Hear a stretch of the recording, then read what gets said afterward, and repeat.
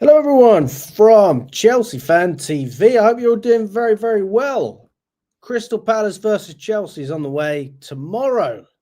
So we're going to dive into a live preview for this one. Big up to everyone that's watching on X and YouTube as well. We're streaming on both platforms, and we're going to get through as much as we can regarding the game tomorrow. If you haven't already, smash the like button. It helps massively, and subscribe to the channel as well.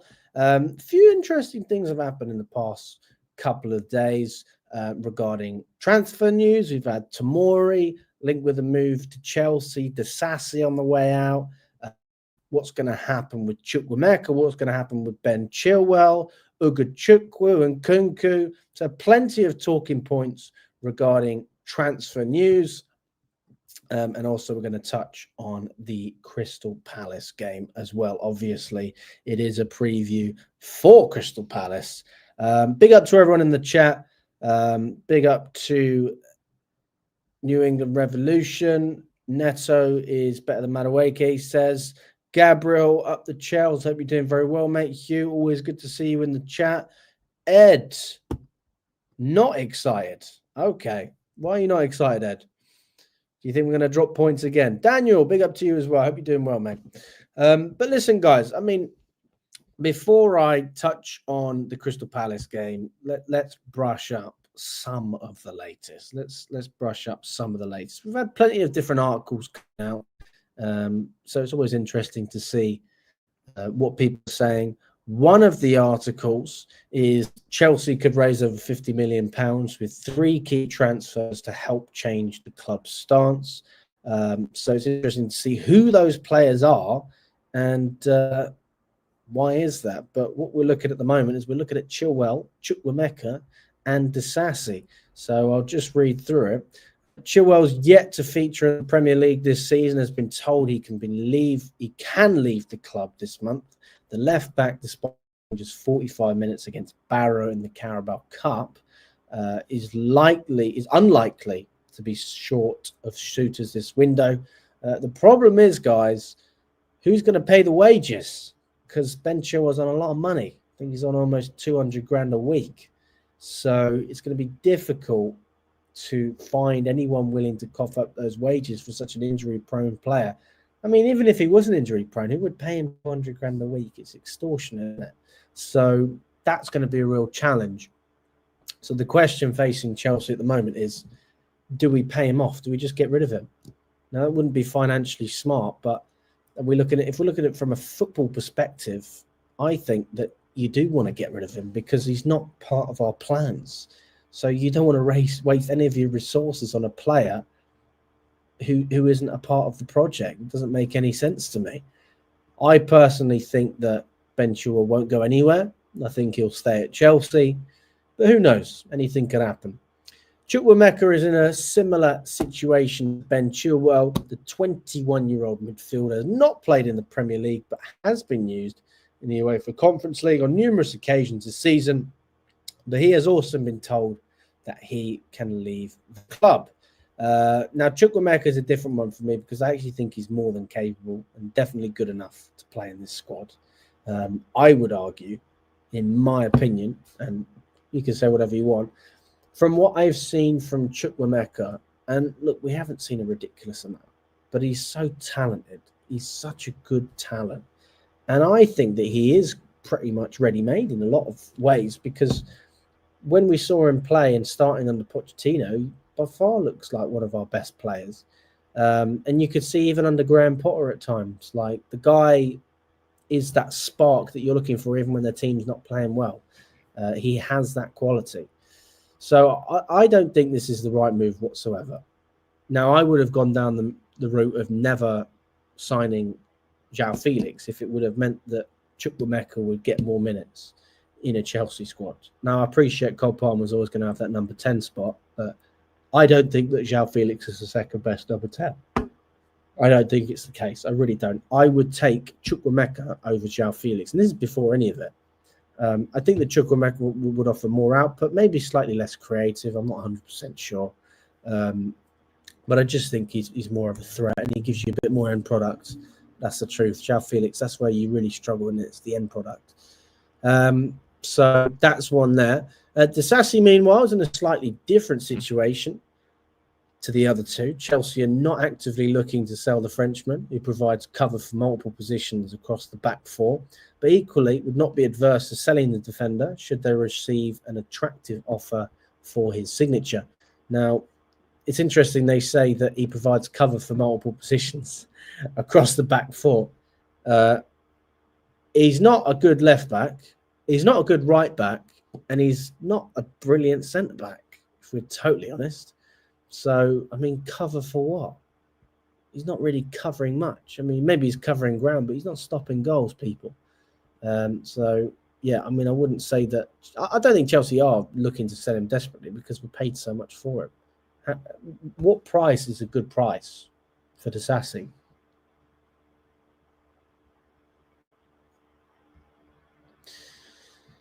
I personally would take. Well, I mean, Disasi's market value at the moment is £25 million. I would definitely take 25 million. I think that's a good deal for us.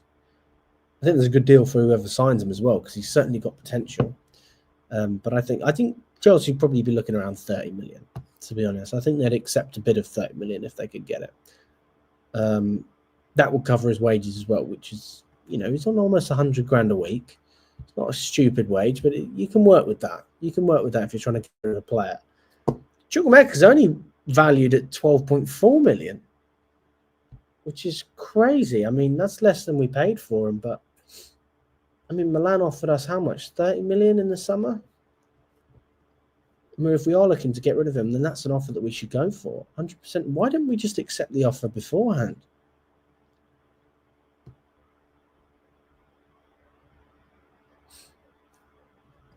Pure profit. We did pay for Chukwuemeka.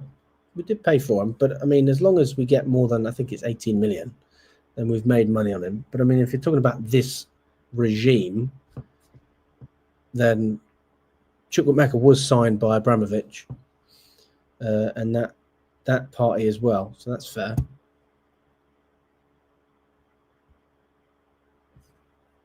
I don't know about any Osman links, Richard. I'm not sure about that. No Osman links, as far as I'm aware. So if you add all of the apparent valuations of these players together, you got Chukwuemeka at 12.4 million, Disasi at 24.8 million, and Chilwell at 16.5 million, which almost seems generous. I don't know how Chilwell's worth more than Chukwuemeka. That's crazy to me. Then you're looking at around 50 million quid, and that's just in January. So I wouldn't say, I wouldn't say that this is desperate times. I mean, really, if you're looking at the valuations, you shouldn't just be looking at the transfer, fee that we receive.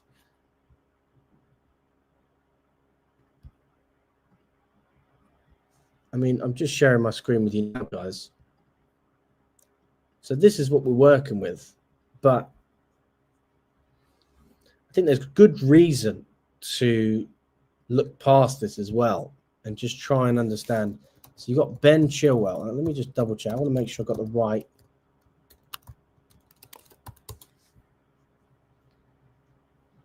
I'll probably just get the Chelsea wages, to be fair.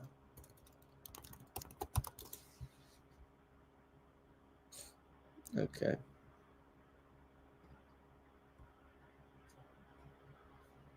Okay. So Ben Chilwell's on 200 grand a week. That's 10 million a year. He currently has 3 years remaining on his contract. That's crazy. That is absolutely crazy. So his contract expires on the 30th of June, 2027. So it's not just the 16 million that you're going to get, and that's if you get his market value, which I still don't think people would pay for. That's if you had. So you are saving £30 million by getting rid of Ben Chilwell, £31 million. That's 10 million a year. So you got 30 million in savings by getting rid of him. Chukwuemeka's on half the money. He's on 100 grand. But you're still going to save 20 million on him. And from a wage perspective, that's a 4-year deal. So you've got 50 million in savings just on wages. And then Disasi's on about 100 as well, maybe slightly less. I think he's on 90 grand a year. Where's Disasi? 80 grand a year. So he's on 4.1 million. But that's still a 20 million year, it's 20 million pound contract because he's got 5 years left on his deal. So I don't have a problem offloading these players if we can reinvest this money. Or just save the money in the case of Chilwell and Chukwuemeka. Let's not act like we've been using these guys a lot. If we get rid of Chukwuemeka and Ben Chilwell, for example, just 2 players, that's £50 million that we've saved on wages. And then just imagine we're getting 30 million for the 2 of them. £80 million. 30 million in terms of the transfer fee and 50 on wages. Disasi won't go anywhere because we need cover. And Salmino is a player we're also going to talk about. So I am going to bring up Anselmino very briefly in a second. But it doesn't look like a great deal. If Chelsea can offload these 3, then we can see how the Blues go into the transfer market for 1 or 2 players before the end of the month. However, as it stands, it looks very little movement at the moment. Yes, so that's fair enough. I personally think that the only realistic deal is maybe Chukwuemeka, but that's if people put in a good bid for him. I don't think they're going to, if you're looking at his market value, it's less than 15 million. Who's going to match that? Who's going to match that amount? It doesn't make any sense to me. So, yeah, that's a no-go from my perspective. That's not going to happen. Nobody's going to pay Ben Chilwell's wages, and Disasi needs cover because Anselmino won't be that player. I don't think he's going to be that player, not this season at least. So, who are we going to bring in to replace Disasi? So, I can't see any of these deals happening, but it's just good to know the financials if you are interested. So, there you go. What else?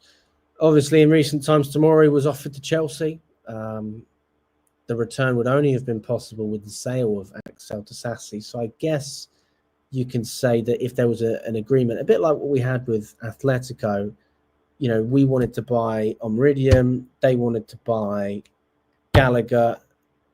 The Gallagher deal wasn't going to happen unless the Omridium deal happened. Things ended up changing in the end, but it's one of those situations where there's a chain. So if for whatever reason Disasi didn't leave Chelsea, we would never see Tomori at the club. But I have said this is a good deal. I would absolutely take Tomori at Chelsea. I think it's a fantastic deal for us, a massive upgrade on what we have with Disasi. I mean, a no-brainer. He's young, he's English, he knows the club. He's won trophies with Milan.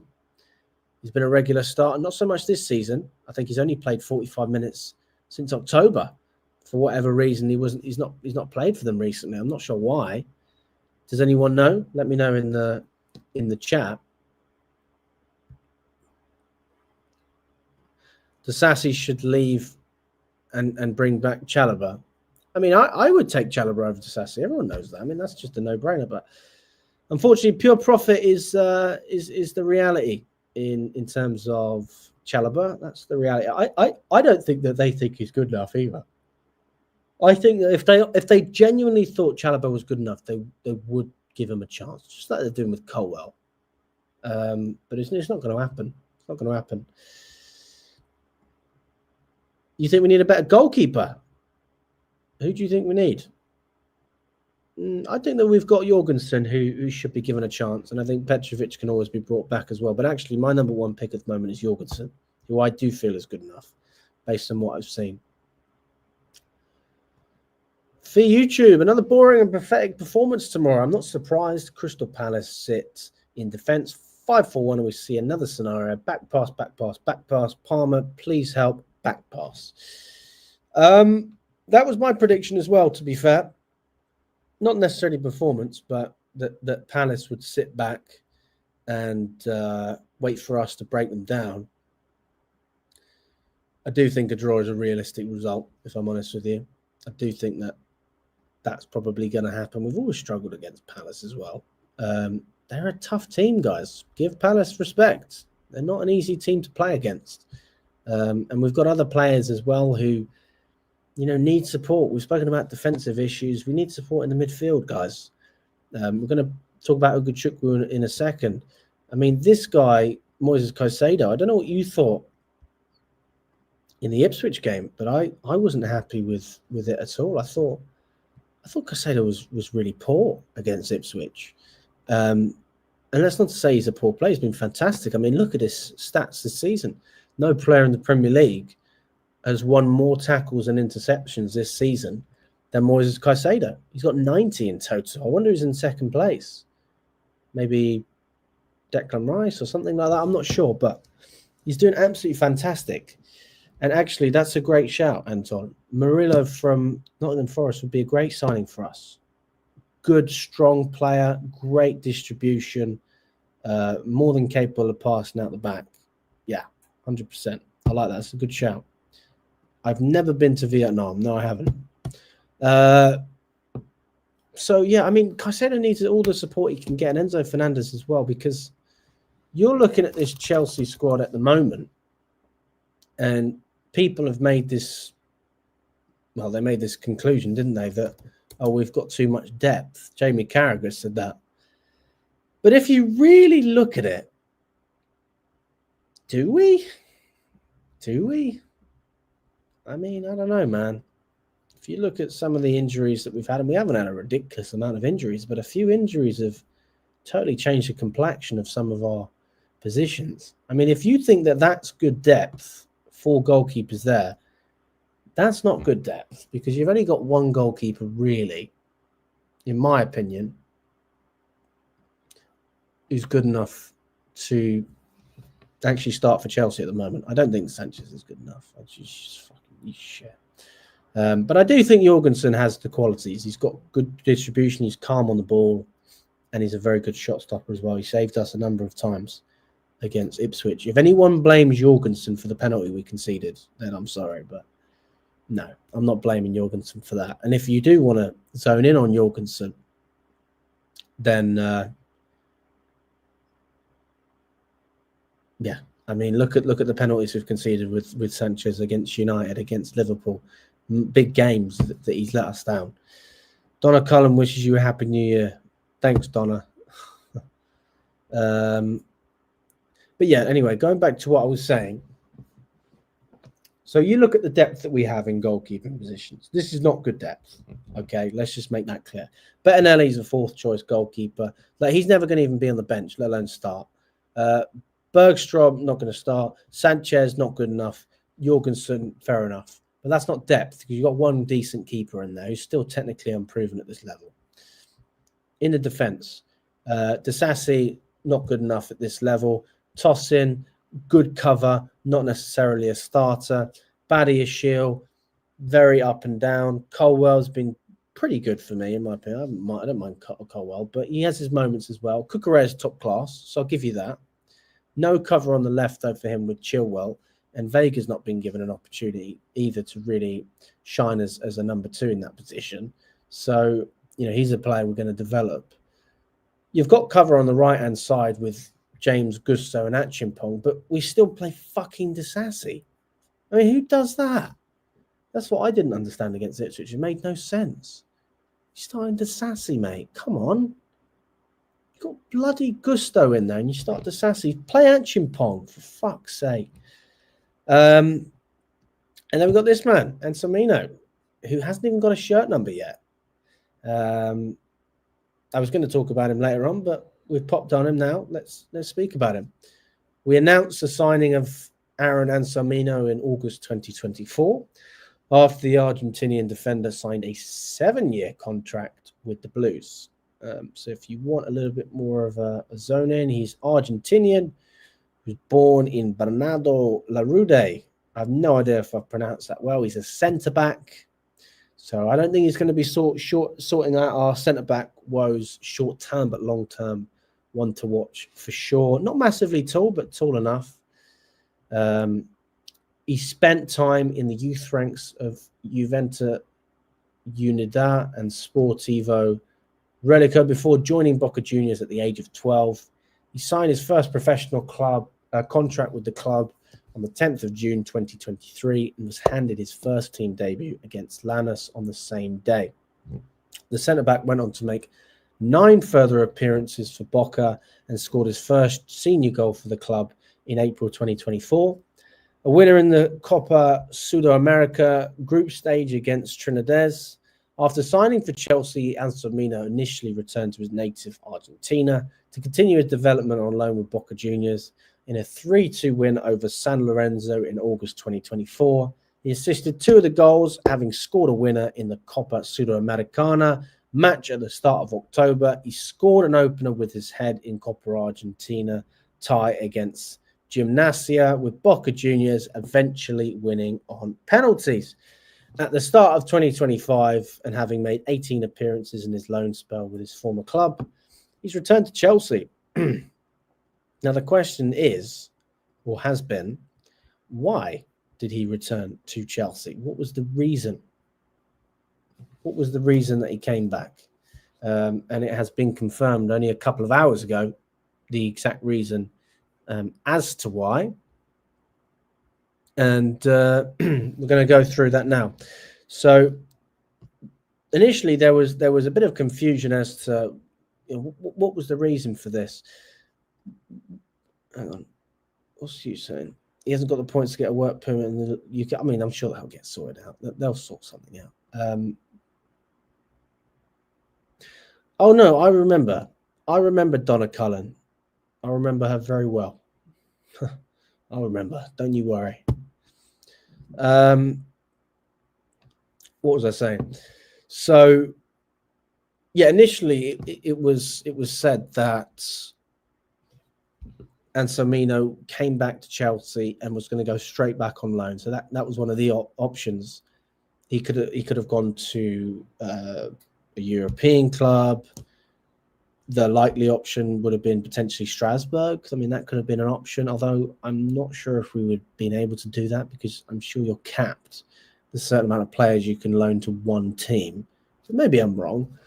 You've already got Petrovic there and Santos as well.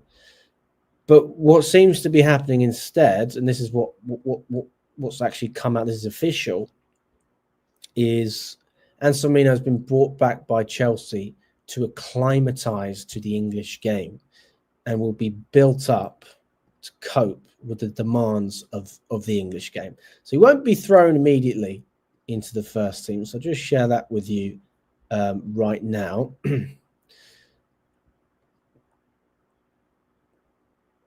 So he's there to acclimatise, which I don't think is a terrible thing, to be honest with you. I think it's quite a smart move in a way, because you're going to have a player who's 19 years old, first of all. I mean, so young. But he's, he's come from Argentina, and England is just not easy to settle into at all. I mean, you look at an Argentinian couple, for example. Enzo Fernandez's relationship with his missus has ended because I think part of the reason for that was they moved to England and she didn't like it. She couldn't get used to the lifestyle. So Enzo Fernandez, obviously wanting to play for Chelsea, has chosen the club. I think that's what's happened. I think that's part of the reason. So he's acclimatized fine, but she didn't either. So yeah, it's important that we get Anselmino settled in, and I'm sure we will. Enzo Maresca will hold his Crystal Palace press conference at 1 p.m. this afternoon. So he's actually doing that as we speak. So I can go through what he's saying as he's saying it as well.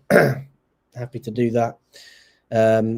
But just going back to Anselmino as well, what this means is that we're going to have a player. So because he's staying in England, we're going to have a player that is available to leave on loan for another club. Doesn't even have to be a European club. So there's another spot there. I think FIFA allow you to use six of those spots. That's what the cap is. Let me double check that. So the recall will free up an international loan spot with a limit of 6 players allowed to go on temporary moves overseas under new FIFA rules. And what was said on the BBC is that midfielder Casady is among the players looking for a January loan move. So you've got Monza in Italy and Feyenoord in Holland interested in bringing Casady on loan. So if that is true, I think that's great business. I think that's fantastic. That's the way I see it. So let me know what you guys think about that. I mean, do you think it's worth bringing Anselmino in and then loaning out Casady, or would you do something different? Maybe another player needs to go out on loan. I don't know. So let me know what you think about that. Yeah, I personally think it's good business. I don't think there's anything wrong with it at all.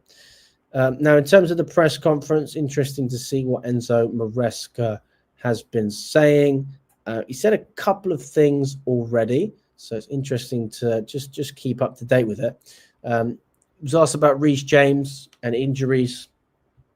He said Reece James is back already. We saw him in the warm-up against Ipswich. Romeo Lavia is very close. He started to work with us. Kieran is still out. Wes will be out for a very long time. Benoit will be out until at least February. Yeah, I mean, Fofana is always injured, man. That's why I would have never built a team around him. Everyone said, "Oh, Alex, he's a better defender when he's than Tosin when he's fit." Well, at least Tosin's available. At least he's available. Come on. Can't build teams around injury-prone players. And to be honest with you, we've done it. Not very smart in that sense. I mean, you look at our best players. They're injury-prone as hell, man. Very injury-prone. Reece James, best right back in the world when he was fit, but he's never fit. Fofana, arguably our best centre-back when he's fit, never fit. Lavia, you could argue he's one of our best midfielders, if not our best one in the pivot when he's fit. It's fucking brilliant. Injured. Our best winger, Neto, injury-prone. Nkunku's not a striker, but he's also injury-prone in recent times. So a couple of injuries in key positions can cause us some real problems. But that being said, that's not to say I dislike any of those players. I'm just saying it's not good that we build our team around players who are constantly injured. Enzo Maresca also said, now the focus is on tomorrow's game. It's an important game, like the rest, for sure. These two players, Fofana and Badiashile, will be out for a long time. So we'll see if we need to head... if we need to make any moves going into the January market. Just bear with me, guys. I need a quick drink. My throat is absolutely finished. Ugh.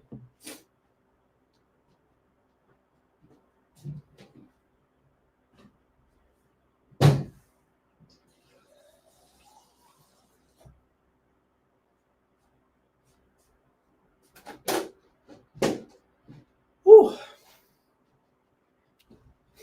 That's better.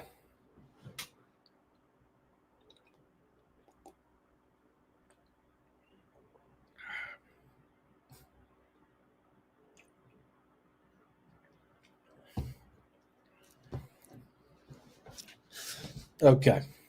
Oh, I needed that.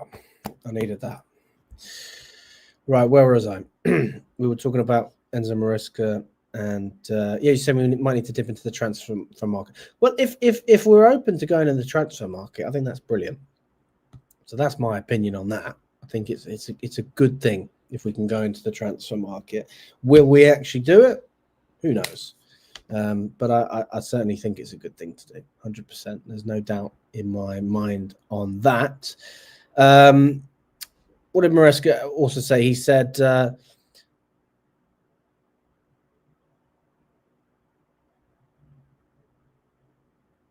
okay, so I think he was asked about the title race, and he said, yeah, but I didn't wait to lose a game to understand that Chelsea weren't in a title race. I always said the same. I didn't think we were ready. I didn't need to wait to lose those 2 games in a row to prove myself that I was right. I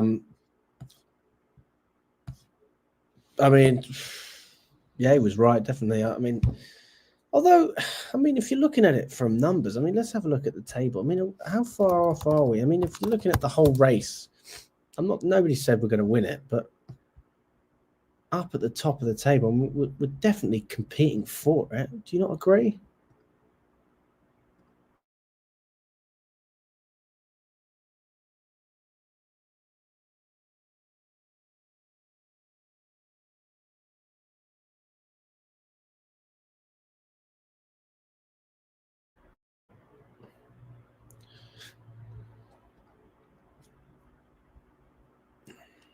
Let's have a look.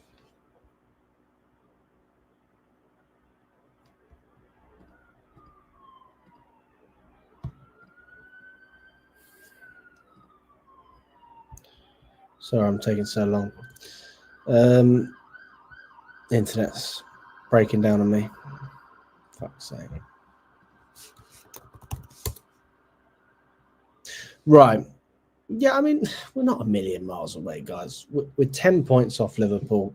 We're within 4 points of Arsenal. Now, I'm not saying that, I never said we're going to win the league, but I did say we're challenging, because we were. I mean, 3 games ago, we still were. Not much changes in 3 games. Yeah, I mean, it's not ideal if you're dropping points and other teams are picking up points. Fair enough. But if we finish second, then we were contenders for the title. We may have lost by 10 points still to Liverpool, but we've still contended. Like, we've chased them. So I understand that people are a bit strange when saying, oh, we're going to win the title. And that's fair. I'm not saying you have to say that, but we are in the race. We're definitely in the race. We've played 19 games and within 10 points of top. Now, if we were 6th and you had Man City on 44 points, Arsenal on 43 points, okay, maybe a bit different. But you haven't got many other teams competing for that spot. So we can absolutely be the best of the rest. I'm not saying we should be proud of it. I mean, if I'm honest, I'd be proud of that. Look at where we've come. For fuck's sake. We finished 12th and then we finished 6th. And if we finish 2nd, you're telling me that's a bad season? Come on. I'd be absolutely chuffed if we finish 2nd. Absolutely chuffed. But, we'll have to wait and see what happens. We've got, obviously, Newcastle picking up some momentum. Man City trying to change their fortunes as well. And you've got Forest in front of us. Jesus. So, yeah. What else? Enzo Maresca, I'm always concerned, even when we win games. Against Fulham, we were winning until the 82nd minute, and then we conceded 2 goals. Ipswich was not our day in terms of how many clear-cut chances we created. I agree with Maresca in that sense. I mean, I didn't understand why he started to sassy. That made no sense. But we created more than enough chances to win that game. So when people say, and some people did say it was the worst performance of the season, I was like, don't know about that. Worst performance of the season. I mean, the timing was poor. I think the worst performance of the season was away against Servette. If anyone watched that game, that was a disaster. Let's have a look. Enzo Maresca also said, absolutely, we don't like to lose games and drop points, but it's not going to affect our journey because we all know and are aware that you are going to lose games. The important thing is to see how the team is improving. The talent is not enough. You need to add more things, togetherness, become a team in a difficult moment. The difference between us, Man City, Liverpool, and Arsenal is that in that aspect, they are more ready than we are. We are going to be there hopefully soon. That's well said for Enzo Maresca. I mean, we certainly haven't got that experience as a team together. So if we can continue to push at the top of the table and gain experience winning games consistently, that certainly would be useful, and pick up some trophies as well. When asked about Aaron Anselmino, he said, another talent. The most important thing is that he adapts, finds a house, settling into the country in the right way. Then we need to give him time. We are going to try and help him adapt as soon as possible. When asked about Romeo Lavia, he said, no doubt that when Lavia is fit, he's a top player. When asked about Fofana, he said, unfortunately, he could be out for the season. We don't know exactly how long. Wedge is a huge loss, is what I've said. Do not fucking play injury-prone players and build a team around them. It is stupid. It is silly. And there you go. You got Fofana out injured. Get him out. That's my opinion on Fofana. I'm sorry. It's not personal. This is all business when I say that. Fofana, no point of having him at the club. 0 point. 0 point. Just no point of having him there. Reece James, at least you can say he's a captain. He's a Chelsea boy, maybe good in terms of, you know, that sense. Commercially, Reece James is good for the club. Fofana's not.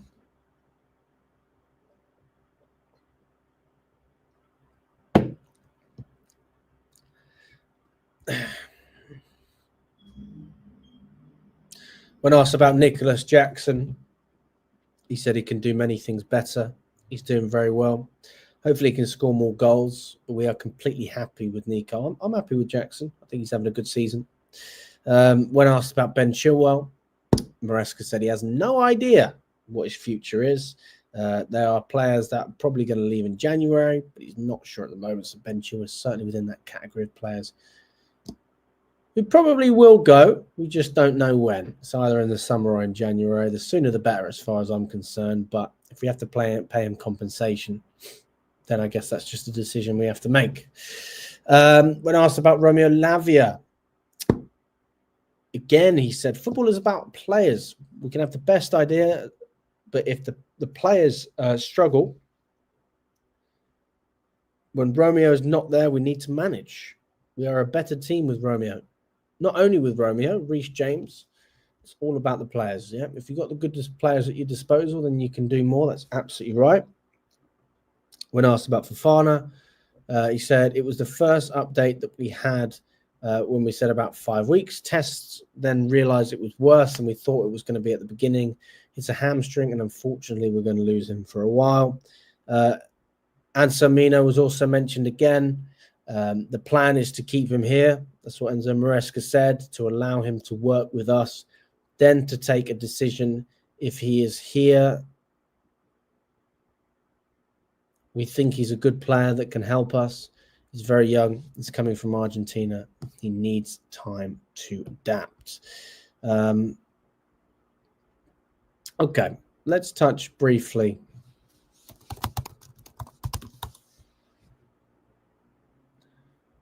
on Crystal Palace.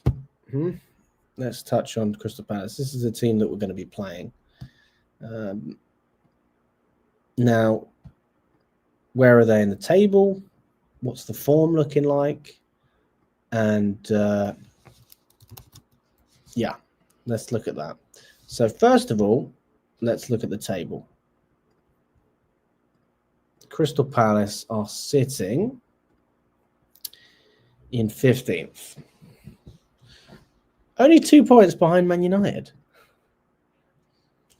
That's fun. Yeah, you've got Southampton definitely going down, 6 points. Leicester on 14, Ipswich on 15. Wolves on 16, Everton's, fuck off. Everton on 17, Palace just above on 20. So they are still in a relegation battle, but they seem relatively comfortable. I don't think they'll be going down. I like their manager, though. I think they've got a good gaffer. He's doing a good job, isn't he? Forgotten his name off the top of my head. But yeah, that's where Palace are at the moment. So if they win this, they would be climbing above Man United and maybe even above West Ham as well. We would be going above Nottingham Forest and just behind Arsenal, giving us a little bit of clearance on Newcastle and Man City as well.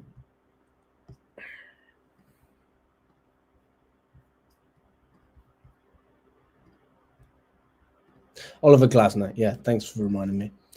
Dre, appreciate that. If you look at the results in recent times,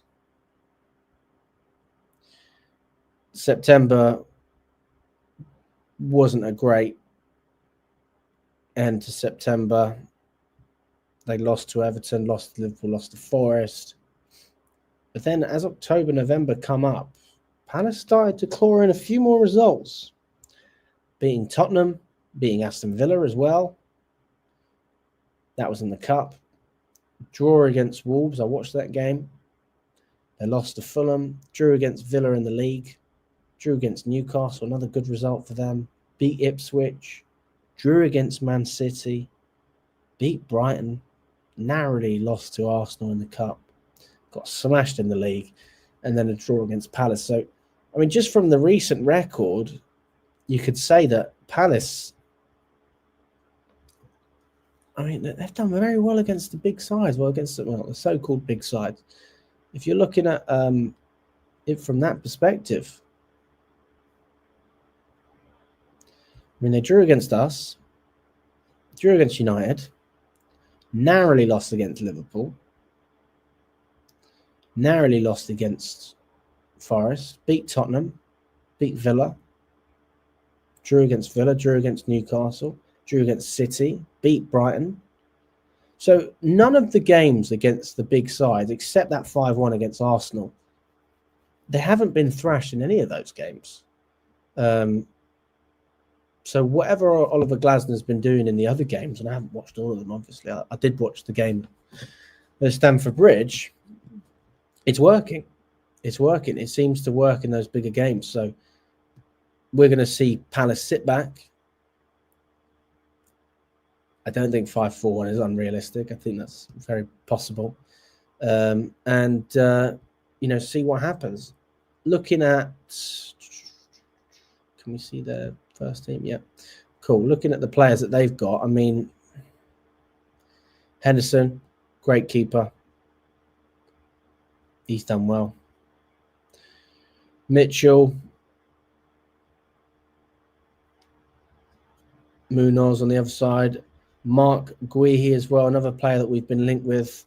I would absolutely take Mark Guehi in the summer. I think he would be a massive improvement. I did a video about this a day or two ago when I was talking about Tomori. Interesting you say that, Jordan. The options are you bring in Tomori or you bring in Guehi.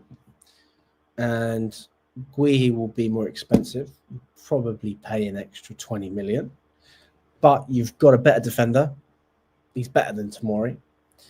You've got an established England international, an established Premier League player, a Cobham boy, a Cobham graduate, and he's English as well.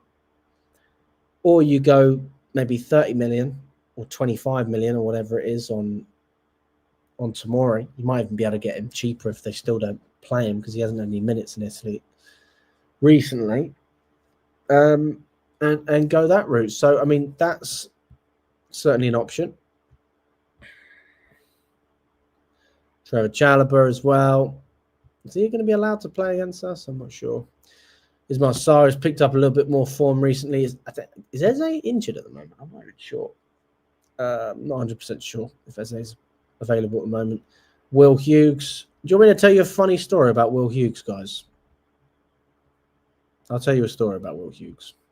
In fact, I need my phone for this story because I'm going to show you something. So Will Hughes obviously plays for Palace now, but he used to play for Watford. Used to play for Watford.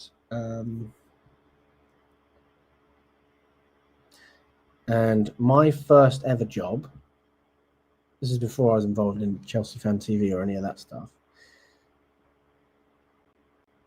My first job was I used to knock on doors. That's what I used to do. I used to knock on doors and I used to sell people stuff. And one day I was walking around in Wood Green. Now, if anyone knows Wood Green or where that is, good on you. I'm trying to find it now. Anyway, Wood Green's basically in North London. And I was walking around and I saw this guy with 2 golden retrievers, and he was with his girlfriend as well. And it was Will Hughes. It was Will Hughes walking the dog.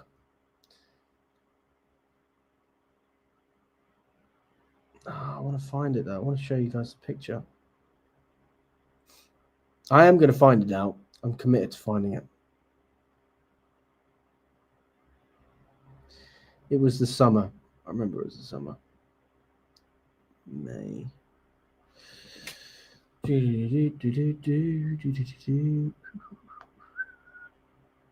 Come on, Will. Fuck's sake.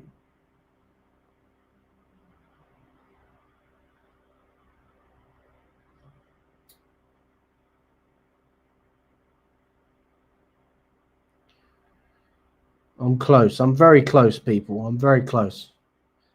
This is 2021, guys, or 2020. This is like when COVID became a thing.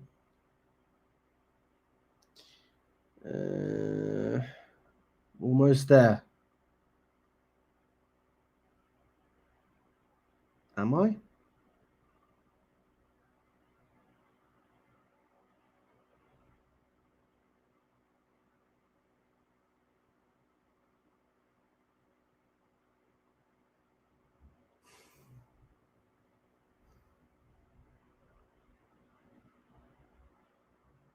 Oh my days. Hey, I found it. Here we go. It's me and Will Hughes. What a time. What a time to be alive. Look, just so you know, I'm not lying. Look at the picture of Will Hughes on here. Look at that.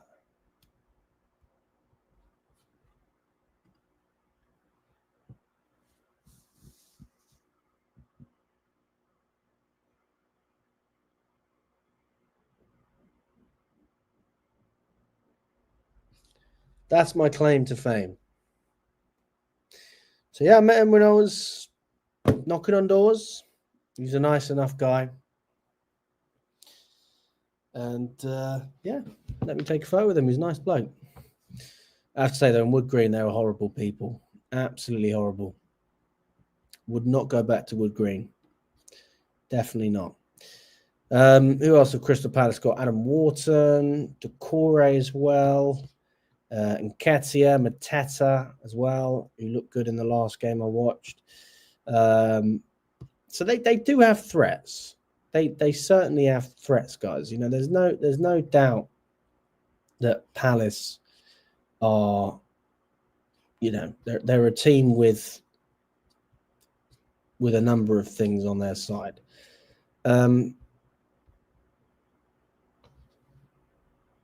But yeah, I mean, Chalobah will be ineligible to play in this game. So he can't play for them. What else? Eni Nketiah apparently spent time in Chelsea's youth system before moving to North London for Arsenal. If you look at the record with Crystal Palace, back in August, they ended a 14-game losing streak against us with a draw at Stamford Bridge, thanks to the goal from Eze. I remember that one very well. What else? fuck's sake. Give me some stats, people. Give me some stats. All right, fuck it. This is not good enough. I'm going to come in here then. Right, my lineup for this game. I'm going to go through my starting 11. Who I would play. Let's have a look. Come on in. Right. Oh, for fuck's sake. Oh. Okay, in goal. Jorgensen. No brainer. Left back. Cucurella. Centre back. Tosin. Playing alongside Colwell. Right back. Gusto. We've got our 4 defenders, goalkeeper. Seems relatively simple what I've just said there. But based on what we've seen in some of the other games, maybe not so simple. So I'm not saying this is going to be an accurate prediction. I'm just saying it's what I would do. In the midfield. It's got to be Fernandes and Caicedo, hasn't it, really? It has to be them. Caicedo slightly deeper in the sort of holding role. Fernandes with more of a license to go forward. On the right,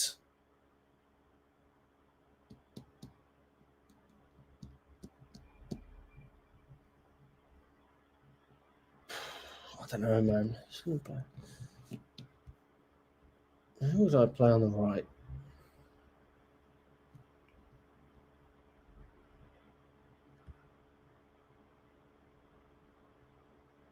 Yeah, I'd start Neto. Let's not kid myself. I'd definitely start Neto on the right. And I would play Sancho on the left, Palmer as a 10, Jackson up top. Anyone who thinks, we need to do all this rotation stuff, I'm like, guys, just play the strongest lineup, for fuck's sake. Play the strongest lineup. You've got to remember as well, we don't actually have that many games in January. We don't have that many games. So if you look at the fixtures that we have coming up, there is actually not that many games. We've got Palace, Morecambe, Bournemouth, Wolves, and Man City. That's not that bad. You've got a nice break between the Morecambe game. A lovely break.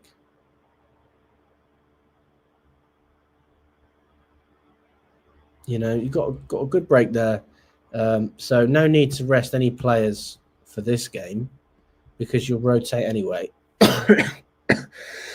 And then if you look at the Bournemouth game after that and the Wolves game, there's practically a week between there, and then you've got 5 days to recover for the Man City game.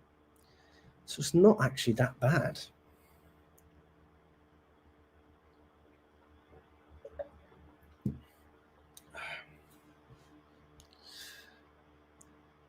So, yeah, I mean, that's my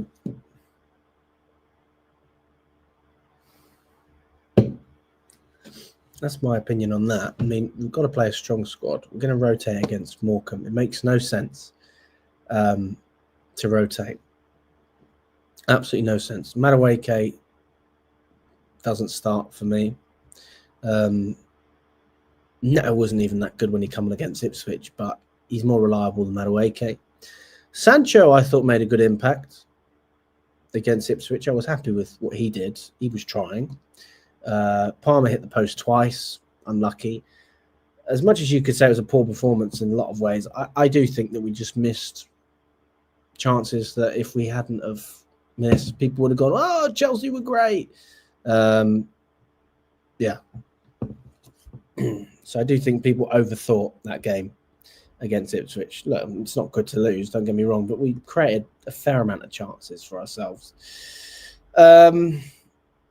Okay, guys. Well, listen, I am going to stop there. I'm going to wrap it up.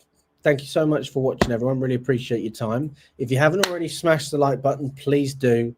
All right, we've got over 200 of you on X, 30 of you on YouTube. Smash the like button. All right, I'll see you again very soon. All the best, guys, and